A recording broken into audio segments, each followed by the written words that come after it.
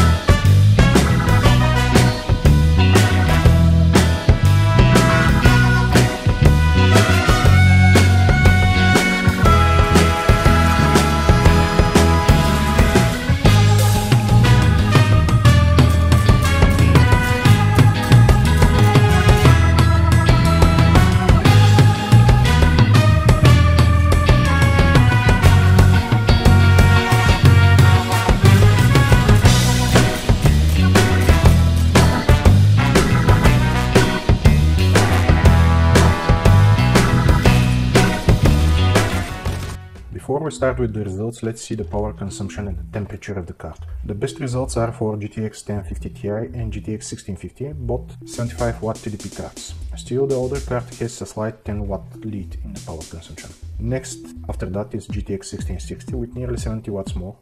And the last is the Radeon RX 570 with over 100 watts more. Keep in mind that that is the result for the whole system, and all are well within 300 watts, so even the cheap power supply should be capable of powering them. On the temperature side of things, it is a bit more heated race, if you pardon me the pun. The new Palit GeForce GTX 1650 StormX OC is a bit over 70 degrees despite its low power consumption, mostly because of the compact cooling system. Surprisingly, next to her is the most power-hungry card in the test, the Sapphire Radeon RX 570 Nitro Plus OC, which had the most beefier cooler. And somewhat surprisingly last is the MSI GeForce GTX 1660 Ventus XS, again mostly because of the not so well developed cooling.